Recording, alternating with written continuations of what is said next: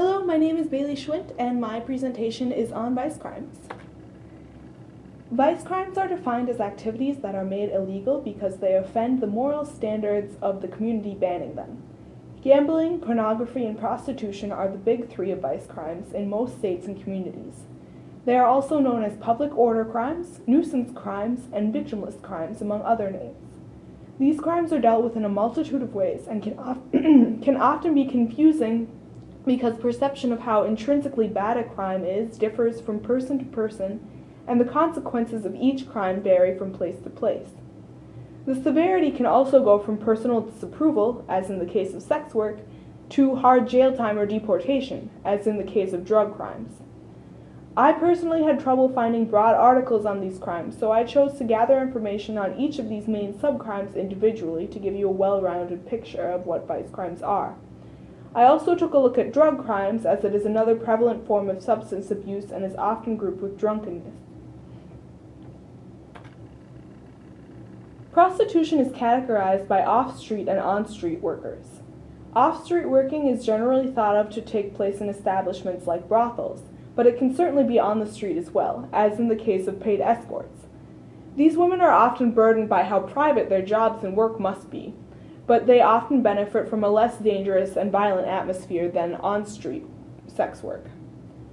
Although the perception that violence in brothels persists, the research seems to say otherwise. On-street work is generally considered to take place on rough street corners by hookers who are controlled and protected by their pimps. Sex workers live under the daily threat of arrest, deportation, and violence. These dangers are compounded by the stigma, isolation, and invisibility associated with their work. Nevada is a state that has legalized prostitution and shows how legalization and decriminalization can lead to better health and more safety for all parties involved. Nevada state law mandates that prostitutes be tested and verified as healthy prior to beginning work. They are then tested on a weekly basis for STIs and on a monthly basis for others. In addition, condom use is mandatory for all forms of sexual encounters. Drug use is no occasional act carried out by a limited few deviant beings. Illicit drug use rates have been increasing among adolescents and college students since the 1990s.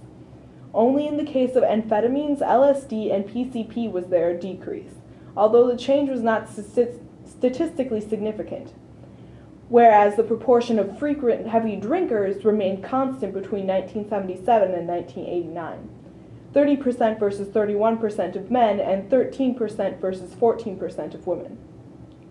But today's students get intoxicated more often and are more motivated to drink to get drunk.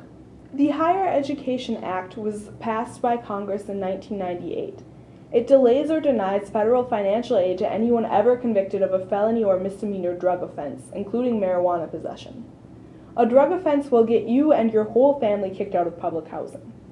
32 states ban anyone convicted of a drug felony from collecting food stamps.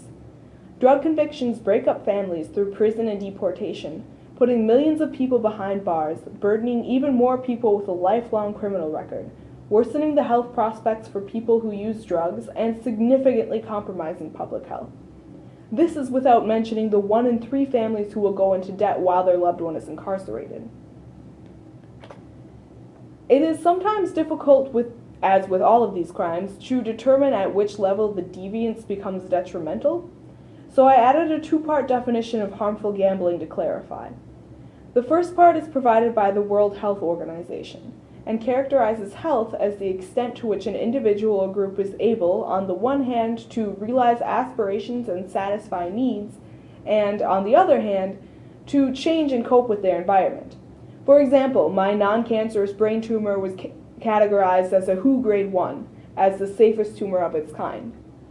Gambling addiction is certainly a more psychological aspect of this definition, weighing heavily on the ability to realize aspirations, satisfy needs, and cope with their environment. A more specific definition of harmful gambling states that a variety of factors seem to contribute to the development of frequent gambling behavior, including parental attitudes, impulsivity, and involvement in other risk behaviors. Trends in gambling indicate that and actual expenditures tend to increase with household income. Lower income households spend proportionally more than do higher income households. In the United States, the percentage of women who have ever gambled rose between 1975 and 1998 from 22% to 82%. In the same period, the percentage for males increased from 13% to 86%. Some upcoming studies indicate an interest in classifying sexting and abortion as vice crimes. Sexting is said to be tied to pornography, but arguments have been made to call it child pornography, which, of course, is far from victimless. Researchers say it takes on many of the same traits as online gambling, but wonder where cyberbullying would then land on the crime spectrum, because that crime too has victims.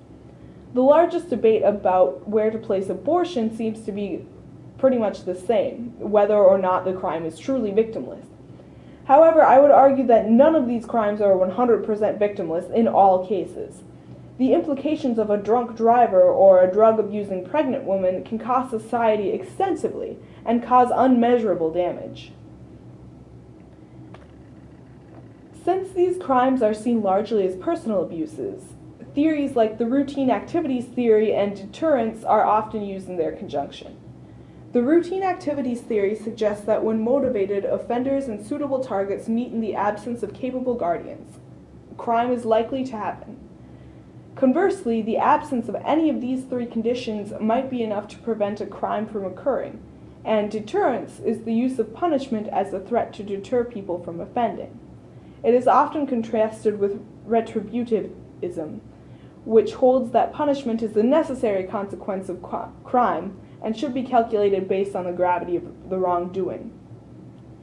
However, with deterrence, it's difficult to say exactly how much it pertains because the offender has to know what the consequences are and then readily be available to take them on. So that was vice crimes. Thank you.